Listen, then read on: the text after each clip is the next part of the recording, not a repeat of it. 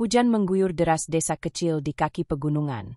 Langit menggelap sejak siang, dan kilat terus menyambar di kejauhan. Di bawah pohon beringin tua dekat pos ronda yang sudah reot, duduk seorang pria dengan tubuh menggigil, rambut acak-acakan, wajah penuh luka, dan baju koyak-moyak. Tak ada yang tahu siapa dia, dari mana asalnya, atau kenapa ia bisa berakhir seperti itu. Tapi sejak sebulan lalu, ia selalu terlihat di sana, duduk diam, kadang berjalan memulung, kadang tertidur di pelataran toko kelontong yang sudah tutup.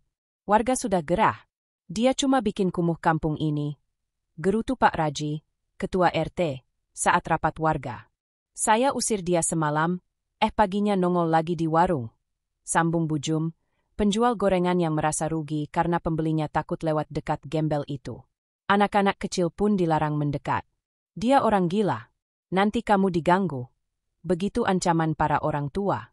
Maka hari itu, saat hujan turun deras dan si pria gembel tetap terduduk di bawah pohon dengan tubuh lemas, tak ada satu pun yang peduli. Bahkan saat ia berjalan terseok-seok menuju teras rumah warga, mengetuk pintu perlahan, suara bentakan justru yang ia terima. Mau apa kamu? Pergi sana. Jangan bawa sial. Pria itu mundur perlahan, namun terpeleset dan jatuh ke tanah. Lumpur membasahi tubuhnya yang memang sudah kotor. Ia duduk lemas, bersandar ke tembok rumah yang dingin dan basah. Tak ada yang keluar. Tak ada yang menolong. Di dalam rumah-rumah, orang hanya mengintip dari balik gorden. Tapi tak ada empati. Tak ada belas kasihan. Hanya jijik dan kemarahan. Jangan sampai dia masuk ke halaman. Nanti barang-barang kita hilang, kata seseorang dari dalam rumah besar di pojok jalan. Di tengah hiruk-pikuk hujan dan derasnya air yang mengalir di selokan, dari arah gang kecil, muncul sesosok gadis kecil berseragam sekolah. Rambutnya dikepang sederhana, wajahnya pucat karena kehujanan, dan tas plastik besar berisi buku-buku ia peluk erat di dadanya. Namanya Ayu, seorang gadis yatim piatu yang tinggal bersama ibunya di rumah kayu tua di ujung kampung. Ia baru pulang dari sekolah dengan berjalan kaki, seperti biasa, menembus hujan karena tidak ada yang bisa menjemput. Saat Ayu melihat pria itu, ia berhenti. Tubuh pria itu gemetar, tangannya memegang dada, napasnya ngos-ngosan seperti sesak. Mata mereka bertemu sejenak. Mata yang satu ketakutan, mata yang lain penuh luka dan pasrah. Ayu membuka payung kecilnya, mendekat perlahan. Mas kenapa? Sakit ya? Tanyanya pelan. Pria itu tak menjawab. Ia hanya memejamkan mata seperti menunggu kematian. Ayu tersentak, panik, lalu membuka jaket sekolahnya dan menutupi tubuh pria itu. Mas, jangan tidur di sini. Dingin. Nanti sakit beneran. Ayu menyentuh bahunya. Kulit pria itu panas. Badannya demam tinggi. Ya Allah. Mas, bangun.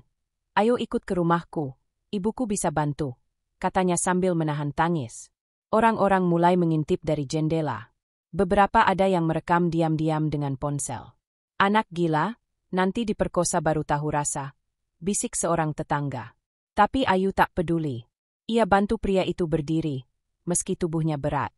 Ia tuntun perlahan, langkah demi langkah menuju rumahnya yang hanya berdinding papan dan beratap seng bocor. Setibanya di rumah, Ayu mengetuk pintu. Bu, tolong bukain. Ayu bawa orang sakit, teriaknya. Dari dalam muncul seorang wanita tua dengan kerudung lusuh. Loh, ini siapa Ayu? Tanyanya kaget. Dia kedinginan. Bu, semua orang gak mau nolong, kata Ayu terbata. Ibu itu hanya terdiam sesaat. Lalu membuka pintu lebar-lebar. Masuklah, ayo cepat. Mereka baringkan pria itu di atas tikar, dekat tungku. Sang ibu menyeduh air jahe hangat dan menggantikan baju pria itu dengan baju almarhum suaminya. Dia demam tinggi, kita gak bisa ke puskesmas malam-malam begini, hujan besar, ucap sang ibu. Ayu duduk di dekat kepala pria itu, terus mengipasi dan menatap wajah yang asing itu dengan perasaan campur aduk. Ia tak tahu siapa pria itu, tapi ada sesuatu di mata pria itu yang membuatnya tak bisa tega membiarkan dia mati di jalan. Malam itu, hujan belum juga reda. Tapi tubuh pria itu mulai hangat, perlahan nafasnya mulai tenang. Ia tertidur lelap, dan di luar rumah, puluhan pasang mata memandang dengan rasa tak percaya. Dasar anak bodoh, entah besok mayatnya ditemukan di rumah itu, kata salah satu warga. Namun mereka tak tahu bahwa pria gembel yang mereka hina itu bukanlah orang sembarangan. Esoknya, saat pria itu terbangun, ia hanya menatap langit-langit rumah yang berlubang, lalu menoleh ke arah Ayu yang sedang menanak nasi dengan tungku kayu. "Maaf, aku merepotkan," ucapnya pelan. Ayu tersenyum. "Mas masih demam. Tapi gak apa-apa, nanti ibu bikin bubur," balasnya. Pria itu menatap gadis itu lekat-lekat. Tak ada curiga, tak ada takut, hanya ketulusan. "Namaku Ayu, kalau mas belum bisa cerita, gak apa-apa, tapi aku senang bisa nolong orang," ujarnya sambil menuang air ke dalam panci. Mata pria itu berkaca-kaca. Ia ingin bicara banyak, tapi belum saatnya. Belum, karena apa yang akan terjadi setelah ini akan mengubah hidup Ayu selamanya. Pagi itu langit cerah setelah semalam hujan mengguyur tanpa henti. Ayu menyapu halaman kecil di depan rumahnya dengan sapu lidi yang hampir habis bulunya. Di dalam rumah, pria itu masih tertidur dengan wajah tenang. Ibunya tengah menyiapkan bubur dari beras sisa kemarin yang dicampur sedikit garam dan daun bawang. "Kasihan orang itu, pasti sudah lama gak makan enak," ujar ibunya sambil mengaduk perlahan. Ayu mengangguk. Matanya tak lepas dari tubuh pria itu. Wajahnya masih penuh luka lebam, tapi ia terlihat lebih manusiawi dibanding kemarin. Tak ada lagi kotoran di rambut, bajunya pun sudah diganti dan tubuhnya dibalut selimut tipis. "Bu, kok semua orang jahat ya? Gak ada yang mau nolongin dia?" tanya Ayu polos. Sang ibu tersenyum pahit. "Dunia memang begitu, Nak. Tapi kita gak boleh ikut-ikutan jadi kejam," jawabnya. Saat bubur sudah siap dan dihidangkan, pria itu membuka matanya perlahan. Ia menatap ke sekeliling, lalu berusaha bangun. "Jangan bangun dulu, Mas, badan Mas masih panas," kata Ayu sambil mendekat. Pria itu diam. Ia tatap wajah Ayu lekat-lekat, lalu menghela napas panjang. "Terima kasih, aku gak tahu gimana cara balasnya," ucapnya serak. "Gak usah dibalas, Mas, aku cuma kasihan," jawab Ayu sambil menyodorkan bubur hangat itu. Tangan pria itu gemetar saat memegang sendok. Tapi ia makan perlahan, seperti orang yang sangat menghargai tiap suapannya. Seakan itu makanan ternak yang pernah ia makan. Setelah makan, ia duduk bersandar ke dinding. "Namaku Rangga," ucapnya pelan. Ayu dan ibunya saling pandang. "Mas Rangga, Mas tinggal di mana sebelumnya?" tanya ibu Ayu lembut. Rangga tertunduk. Hening beberapa detik. Lalu ia menatap keluar jendela. "Aku, dulu punya semuanya. Rumah besar, mobil mewah, jabatan tinggi. Tapi semua itu hilang dalam semalam," jawabnya getir. Ayu terperangah. "Mas Rangga, Mas dulu kerja di mana?" Rangga tersenyum pahit. "Aku CEO perusahaan properti besar di Jakarta. Tapi aku dijebak. Semua harta, aset, dan nama baikku dirampas oleh orang terdekatku sendiri. Bahkan istriku, dia meninggalkan aku di saat paling sulit. Mereka bilang aku gila, mereka lempar aku ke jalan, berharap aku mati pelan-pelan. Dan mungkin, aku memang hampir mati, sampai kamu datang." Suasana hening. Ayu tak berkedip. Ibunya pun menahan napas. "Maaf Mas, aku gak nyangka," bisik Ayu. "Aku pun gak nyangka bisa jatuh sampai begini," ucap Rangga, matanya berkaca. "Aku cuma butuh waktu. Kalau aku bisa pulih, aku akan buktikan semuanya." Ayu menatapnya penuh empati. Tak ada rasa takut sedikit pun. "Di sini Mas istirahat aja dulu. Gak usah mikirin yang berat-berat." Waktu berlalu. Rangga tinggal di rumah Ayu lebih dari seminggu. Ia membantu ibunya mencari kayu bakar. Kadang ikut Ayu ke pasar menjual sayur. Warga kampung masih menatap sinis, bahkan ada yang terang-terangan mengejek. Ayu tuh pelihara gembel. Hati-hati dijual anaknya nanti," teriak seseorang di warung. Tapi Ayu diam. Rangga juga diam. Sampai suatu malam, kejadian tak terduga terjadi. Sebuah mobil mewah berwarna hitam menggilas jalanan becek kampung itu. Mobil berhenti tepat di depan rumah Ayu. Semua warga keluar, heran, bertanya-tanya. Dari dalam mobil, turun seorang pria berdasi dan dua orang pengawal berpakaian hitam. Mereka mengetuk pintu rumah Ayu. "Permisi, kami mencari Tuan Rangga," ucap pria berdasi. Ayu membuka pintu dengan gemetar. Rangga keluar dari dalam. Seketika, pria berdasi itu menunduk dalam-dalam. Tuan Rangga, kami telah menemukan bukti pengkhianatan yang dilakukan Pak Rudi dan Bu Marissa. Kami siap mengembalikan seluruh aset milik Anda. Dewan Direksi sudah mencabut keputusan pemecatan. Anda diminta kembali sebagai CEO. Seluruh warga yang mengintip dari balik jendela nyaris jatuh saking kagetnya. Mulut mereka menganga. Ah, apa? CEO? Bisik Bujum dengan tangan gemetar. Rangga tak langsung menjawab. Ia menatap Ayu dan ibunya. Wajahnya penuh pertimbangan. Aku akan bicara nanti. Kalian tunggu di mobil, ucapnya. Setelah mereka pergi, Rangga berlutut di depan ibu dan Ayu. Kalian tidak tahu betapa berartinya kalian untukku.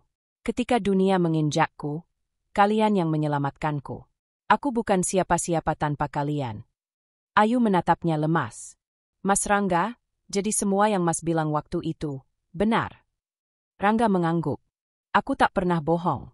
Tapi aku tahu, orang seperti aku, tak pantas tinggal di rumah sederhana seperti ini. Tapi entah kenapa, aku merasa lebih hidup di sini daripada di istana sekalipun. Air mata Ayu menetes. Rangga menggenggam tangannya. Kalau aku boleh, aku ingin membawa kalian pergi dari sini. Hidup bersama. Karena kalian bukan cuma menolong hidupku. Kalian menyentuh hatiku yang sudah lama mati. Ayu terpaku. Ibunya menangis diam-diam. Dan malam itu, kampung kecil itu geger. Tapi mereka tak tahu, apa yang akan terjadi setelahnya, jauh lebih mencengangkan. Pagi itu langit tampak bersih, tapi suasana hati Ayu justru terasa sesak. Sejak Rangga pergi malam itu untuk kembali ke dunia lamanya, rumah terasa hampa. Dapur sunyi, suara tawa hilang, dan Ayu hanya duduk di serambi rumah menatap jalan tanah yang biasa dilewati Rangga saat membelah kayu. Ibunya pun beberapa kali termenung. Tak ada kabar dari Rangga selama seminggu penuh. Bahkan ketika warga mulai berubah, dari menghina menjadi penasaran, mereka tak lagi melihat sosok pria gembel yang dulu dianggap najis itu. Yang mereka lihat kini hanyalah bayangan. Ayu, kamu jangan terlalu berharap. Mungkin Mas Rangga udah kembali ke hidupnya yang lama, ucap ibunya pelan. Ayu diam. Matanya basah tapi ia paksa untuk tetap tersenyum. Aku cuma pengen tahu dia baik-baik aja, Bu, bisiknya. Tapi di tempat lain, di kota besar dengan gedung pencakar langit yang menjulang, Rangga duduk di ruangannya yang luas dengan dinding kaca. Setelan jas rapi, laptop terbuka di mejanya, dan telepon terus berdering. Tapi pikirannya jauh. Ia tak lagi tersenyum. Tak ada tawa, tak ada ambisi. Ia bahkan menolak tawaran meeting dari pengusaha luar negeri. Tuan Rangga, investor dari Jepang sudah menunggu, kata sekretarisnya. Rangga menggeleng. Batalkan semuanya. Tapi Tuan, ini penting untuk ekspansi perusahaan. Kalau mereka benar-benar ingin kerjasama, mereka akan menunggu. Aku harus pergi. Sekretarisnya terdiam bingung. Rangga mengambil kunci mobil, lalu melangkah keluar. Semua staf menunduk, menatap pria itu dengan segan. Mereka tahu Rangga telah kembali, tapi aura dinginnya kini berubah. Lebih tenang, lebih dalam, seolah ia bukan hanya CEO. Tapi seseorang yang telah dilahirkan kembali dari luka dan pengkhianatan. Di desa kecil tempat Ayu tinggal, suara mobil mewah kembali menggetarkan jalan tanah yang becek. Anak-anak kecil berlarian mengikuti dari belakang. Warga kampung berdiri di pinggir jalan, terheran-heran. Mobil itu, mobil waktu itu. Bisik salah satu ibu-ibu. Jangan-jangan dia datang lagi ke rumah Ayu. Dan benar, mobil itu berhenti tepat di depan rumah reot beratap seng. Rangga keluar, membawa sebuket bunga putih dan sebuah koper besar. Ayu yang tengah menyapu halaman tertegun, tak percaya. Mas Rangga? Rangga tersenyum. Aku kembali. Ayu menutup mulut, air matanya langsung menetes. Ibunya keluar dengan tangan gemetar. Mas Rangga, kenapa kembali ke sini? Rangga menatap mereka berdua dalam-dalam. Karena tempatku bukan di balik kaca gedung tinggi. Tempatku adalah di sini, di dekat orang yang menghidupkan hatiku. Ia berlutut, membuka koper itu. Isinya uang tunai, perhiasan, dan surat rumah. Ini bukan untuk menyuap kalian. Tapi ini adalah rasa terima kasihku. Rumah ini akan aku renovasi, Ibu akan kuobati sampai sembuh total. Dan Ayu, aku ingin kamu lanjut sekolah sampai setinggi mungkin. Semua ini hak kalian, karena kalian menyelamatkanku bukan karena aku siapa-siapa, tapi karena kalian manusia sejati. Ayu menangis sesenggukan. Ibunya pun tak kuasa menahan haru. Tapi sebelum mereka menjawab, warga sudah berkumpul di depan rumah. Mereka menyaksikan pemandangan tak masuk akal. Ayu, rumahmu bakal direnovasi. Itu koper isinya uang ya? Masya Allah, itu Mas Rangga beneran CEO toh. Berbagai suara berhamburan. Tapi yang paling mencolok adalah suara Bu Jum, si penjual gorengan yang dulu paling galak. Mas Rangga, maafkan kami gak tahu kalau Mas orang besar. Kami hilaf, tolong bantu usaha gorengan saya ya Mas. Rangga menoleh. Tatapannya datar. Bu, saya bukan butuh permintaan maaf karena saya CEO. Tapi Bu harus minta maaf karena pernah menolak seorang manusia yang sedang butuh pertolongan. Ucapnya tegas. Suasana hening. Bu Jum tertunduk malu. Orang-orang lainnya menunduk tak berani bicara. Rangga kembali menatap Ayu. Aku akan tinggal beberapa hari di sini. Mengurus semuanya. Hari-hari berikutnya, kampung itu berubah. Tukang bangunan datang. Rumah Ayu direnovasi menjadi rumah kayu modern yang tetap sederhana tapi kuat dan layak. Ibunya dibawa ke rumah sakit terbaik di kota untuk pengobatan. Ayu, ia didaftarkan ke sekolah unggulan di kota kabupaten. Tapi satu hal yang tetap tak berubah, ketulusan Ayu. Ia tetap menanak nasi sendiri, menyapu halaman, dan menunggu Rangga duduk bersamanya di serambi sambil minum teh panas. Sampai suatu malam, Rangga duduk bersama Ayu di bawah lampu redup. Hujan kembali turun pelan. Ayu, boleh aku tanya sesuatu? Ayu menatapnya. Apa Mas?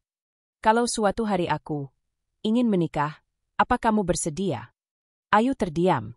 Dadanya bergetar. Hujan mengguyur makin deras.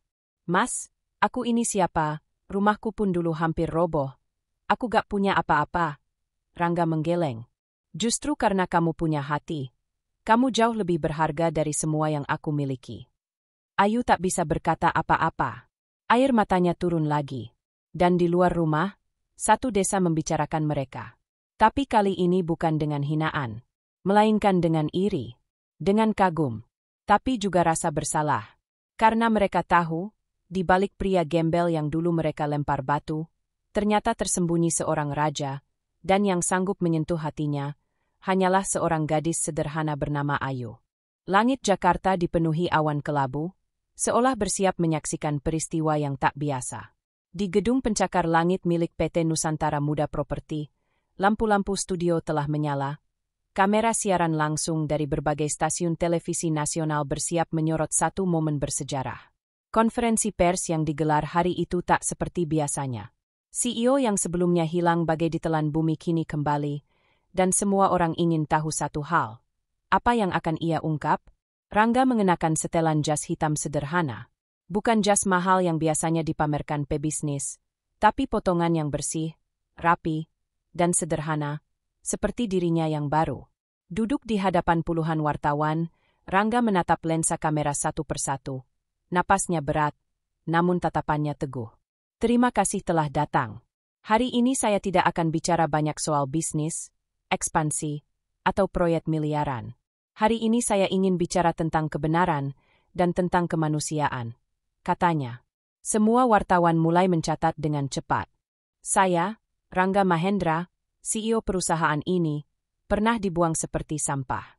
Dituduh gila, difitnah, dan dirampas seluruh harta serta nama baik saya oleh orang-orang yang saya percayai sendiri. Ruangan menjadi hening. Kamera semakin fokus ke wajah Rangga yang kini terlihat mulai memerah. Mereka bukan hanya merampas perusahaan saya, tapi juga mencoba merenggut nyawa saya. Mereka buang saya ke jalan, berharap saya mati. Bisik-bisik mulai terdengar. Sejumlah wartawan mulai menyiarkan langsung lewat media sosial. Namun, ketika saya berada di titik paling rendah dalam hidup saya, di saat semua orang menolak saya karena saya kotor, bau, dan dianggap tidak berguna, ada satu orang yang membuka pintunya. Rangga berhenti sejenak. Ia menghela napas panjang, lalu tersenyum lirih. Namanya Ayu, seorang gadis desa. Hidup miskin, tapi hatinya lebih kaya dari siapapun yang pernah saya temui. Dia dan ibunya menolong saya, memberi saya makan, menyembuhkan luka saya, tanpa tahu siapa saya. Ruangan konferensi mendadak terdiam seperti kuburan. Beberapa jurnalis perempuan meneteskan air mata. Hari ini saya berdiri lagi di sini bukan karena kekayaan, bukan karena jabatan, tapi karena cinta tulus yang saya temukan dalam sebuah gubuk kecil yang hampir roboh di desa terpencil. Tiba-tiba suara gemuruh tepuk tangan bergema. Wartawan dari berbagai media berdiri dan bertepuk tangan dengan penuh haru. Dan hari ini, saya ingin mengumumkan bahwa semua aset pribadi saya yang selama ini saya kumpulkan, akan saya kembalikan kepada masyarakat. Saya akan mendirikan yayasan atas nama Ayu, untuk menolong siapapun yang hidupnya ditolak oleh dunia. Karena saya tahu, di luar sana banyak, rangga-rangga, lain yang nyaris mati karena tak ada satu tangan pun yang mau menggenggam mereka. Suasana berubah menjadi isak haru. Banyak yang tak sanggup berkata apa-apa. Tapi kejutan belum selesai. Rangga menatap kamera. Dan untuk Ayu, jika kamu sedang menonton, ketahuilah, semua ini bukan hadiah. Tapi janji. Janji dari seorang pria yang pernah diselamatkan oleh cinta yang sederhana. Aku akan datang lagi. Bukan sebagai CEO, tapi sebagai pria yang ingin melamarmu di depan dunia. Tayangan itu langsung viral. Dalam hitungan jam, nama Rangga dan Ayu trending di semua platform media sosial. Gadis penolong Ceo, Ayu si penjaga hati. Cinta bukan karena harta, semua media memburu rumah Ayu. Wartawan datang ke desa itu, mewawancarai warga yang dulu menghina. Kini, semua berebut mengaku kenal dekat. Saya dulu suka kasih dia nasi kok, kata Bujum dengan kamera menghadapnya.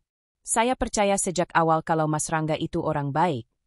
Ujar Pak RT penuh semangat, meski setahun terakhir tak pernah menyapa Ayu. Tapi Ayu sendiri?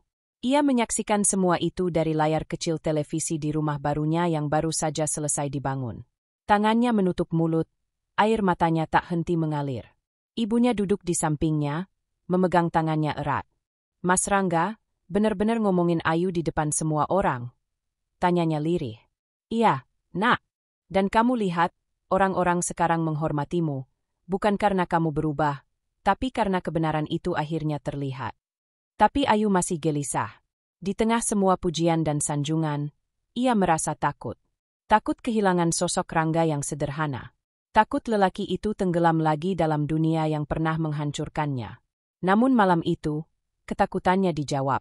Sebuah mobil hitam kembali berhenti di depan rumah. Bukan dengan rombongan pengawal, tapi hanya satu mobil dan satu sosok yang keluar dengan setelan santai dan membawa kotak kecil di tangannya. Ayu membuka pintu, dan Rangga berdiri di hadapannya. Tanpa banyak kata, ia berlutut. Ayu, masihkah kamu bersedia menjadi alasan aku tetap hidup? Ayu tak menjawab. Ia hanya menangis dan mengangguk. Dan di balik jendela rumah, kamera para wartawan menangkap momen paling haru tahun ini. Tapi di balik kisah cinta yang menggetarkan itu, ada musuh yang belum selesai.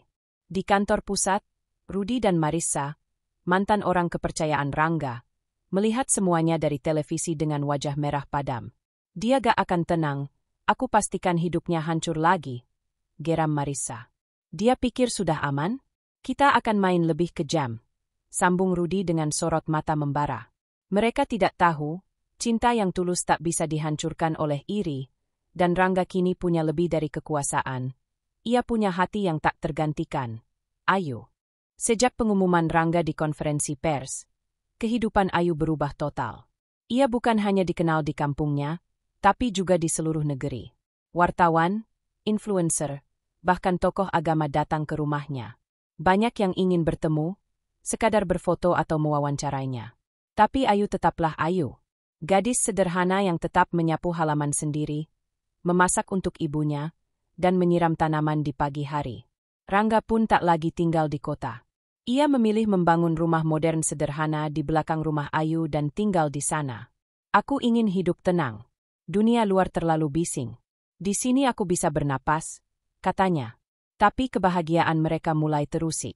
Semuanya bermula ketika Ayu pulang dari pasar dan mendapati rumahnya berantakan. Jendela pecah, pintu digembok dari luar, dan ibunya menangis dalam kamar. Bu, ada apa ini? Ayu panik. Ada 2 orang datang tadi, bilang utusan dari kantor Mas Rangga. Tapi mereka maksa masuk, terus lempar barang-barang. Ayu langsung menelpon Rangga. Mas, rumah tadi ada yang masuk maksa. Suara Ayu gemetar. Seketika, Rangga meninggalkan rapatnya di kota dan langsung kembali ke desa. Tak butuh waktu lama, Rangga menghubungi pengacara dan menyelidiki dalang di balik kejadian itu. Dan seperti dugaan, Rudi dan Marissa adalah dalangnya. Mereka belum puas melihat Rangga kembali ke tahtanya. Mereka ingin Rangga jatuh, lebih keras dari sebelumnya. Mereka menyewa preman untuk meneror Ayu dan ibunya. Setiap malam, suara motor mengelilingi rumah Ayu. Batu dilempar ke atap. Surat ancaman diselipkan di pagar. Pergi dari hidup Rangga atau kau akan menyesal. Ayu mulai takut keluar rumah. Ibunya ketakutan tiap malam. Rangga menambah penjagaan, tapi ancaman terus datang.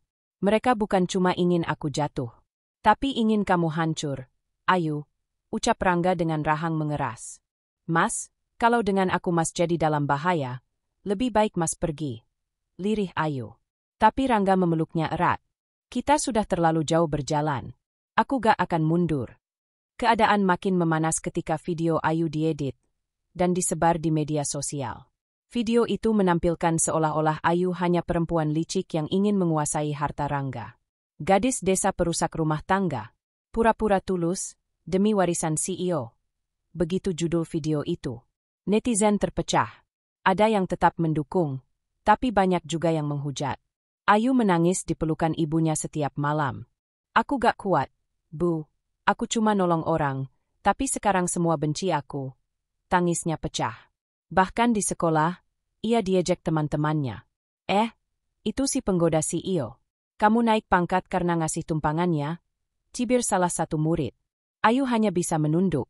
Sampai akhirnya satu malam, saat listrik rumah mati, dan suara kaca pecah terdengar dari dapur. Rangga yang ada di rumah belakang langsung berlari ke arah suara. Ia mendapati 2 orang bertopeng mencoba masuk melalui jendela dapur. Hei! Teriak Rangga sambil mengejar mereka. Kedua pria itu kabur, tapi sempat meninggalkan benda tajam yang mereka bawa. Polisi langsung dipanggil. Tapi yang membuat Rangga marah adalah kenyataan bahwa kamera CCTV rumah sengaja dimatikan oleh seseorang dari dalam.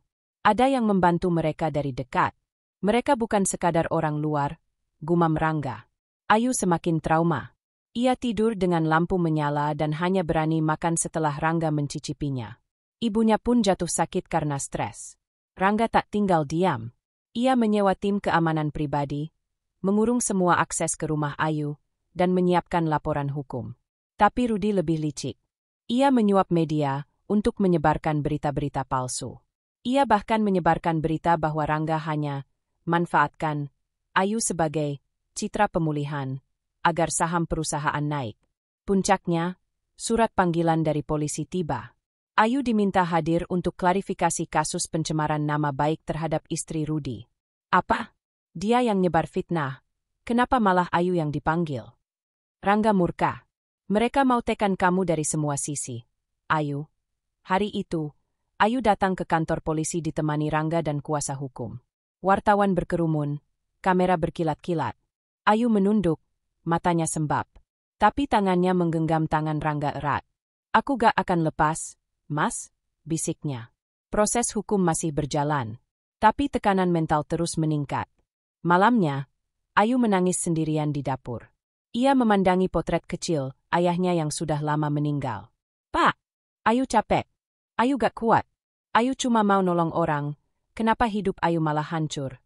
Tiba-tiba pintu diketuk. Rangga masuk perlahan. Ia tak berkata apa-apa. Hanya duduk di samping Ayu dan memeluknya erat. Kalau kamu jatuh, aku akan jadi tiang buat kamu bersandar. Jangan takut. Aku janji, semua ini akan selesai.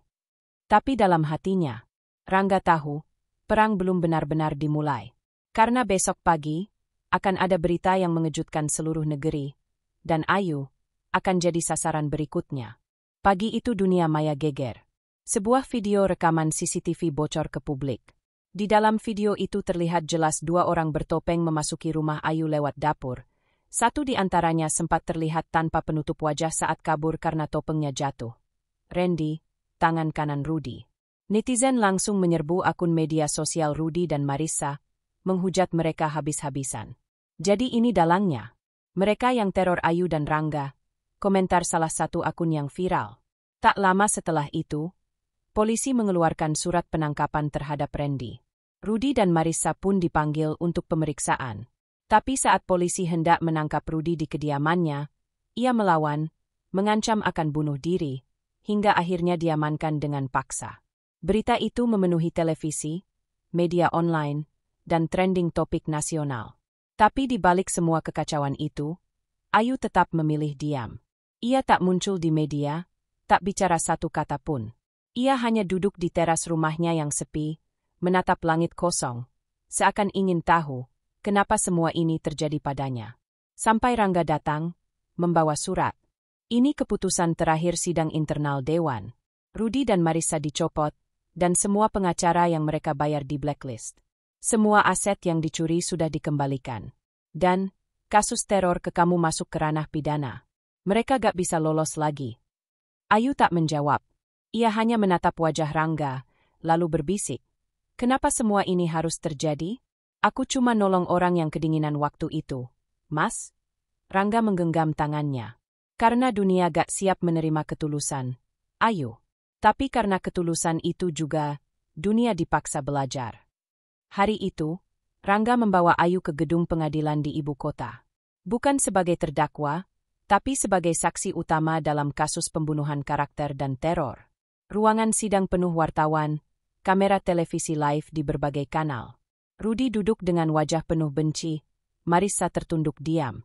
Jaksa membacakan semua bukti, termasuk video, transfer dana ke preman, hingga pernyataan orang dalam yang dibayar untuk merusak reputasi Ayu. Apa motif saudara melakukan ini semua? Tanya hakim. Rudy menatap Rangga dengan mata menyala. Karena dia menghancurkan semua yang kubangun. Dia memilih perempuan kampung itu. Dia buang aku yang sudah mengabdi. Teriaknya. Hakim mengetuk palu. Cukup. Pengadilan tidak mempertimbangkan cemburu dan iri hati sebagai pembenaran tindak kriminal. Marissa mencoba menyela. Kami hanya takut kehilangan kendali atas perusahaan. Tapi semua sudah terlambat. Hakim membacakan putusan. Hukuman 10 tahun penjara untuk Rudy, 8 tahun untuk Marissa. Ruang sidang bergemuruh. Ayu menunduk, bergetar. Bukan karena bahagia, tapi karena ia tak menyangka, perbuatan kecilnya memberi tumpangan kepada pria gembel dulu, membawa semua ini. Setelah sidang usai, Rangga mengajak Ayu keluar gedung. Di pelataran, sudah berkumpul puluhan jurnalis dan masyarakat umum. Tapi Rangga tak gentar. Ia berlutut di hadapan Ayu, dengan cincin sederhana yang dulu pernah ia beli diam-diam di pasar tradisional saat tinggal di desa. Ayu, selama ini aku mencari rumah. Tapi ternyata rumah itu bukan bangunan, bukan kota, bukan perusahaan, rumah itu kamu. Maukah kamu menikah denganku? Suasana seketika hening. Air mata Ayu menetes deras. Dengan suara bergetar ia menjawab, "Iya, Mas Rangga, aku mau." Sorak-sorai meledak. Kamera memotret tanpa henti. Video pelamaran itu viral di seluruh dunia maya. Tapi lebih dari sekadar viral, hati jutaan orang ikut tersentuh. Kisah gadis desa yang menolong pria gembel, lalu dilamar oleh CEO yang dulu dibuang dunia, menjadi simbol bahwa ketulusan tak pernah salah arah. Seminggu setelah itu, pernikahan sederhana digelar di halaman rumah Ayu. Hanya keluarga dekat, anak-anak panti, dan beberapa warga kampung yang benar-benar tulus. Tak ada pesta mewah, tak ada artis, tak ada hura-hura. Hanya dua orang yang saling memandang dengan cinta yang benar-benar tumbuh dari luka. Dalam pelukan malam itu, Rangga berbisik di telinga Ayu. "Terima kasih karena waktu itu, kamu gak menutup pintu." Ayu menangis dan membalas, "Terima kasih karena Mas gak menyerah pada hidup." Mereka berdua menatap bintang di langit yang cerah. Dan dari jauh, dunia menatap mereka dengan haru. Bahwa kisah paling indah tak selalu dimulai dari istana. Tapi bisa dimulai dari jalan becek, dari tubuh kedinginan, dari tangan kecil seorang gadis desa yang cukup berani membuka pintu bagi orang yang dianggap tak berharga. Dan saat pintu itu dibuka, takdir pun ikut berubah.